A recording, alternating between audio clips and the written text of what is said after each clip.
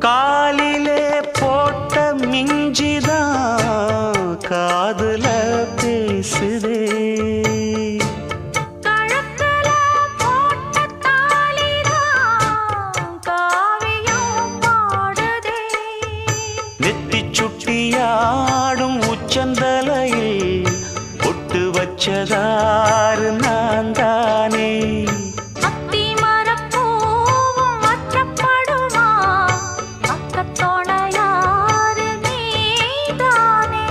ஆசை பேச்சில் பாதி மூச்சில் லேசாதேகம் சூடு.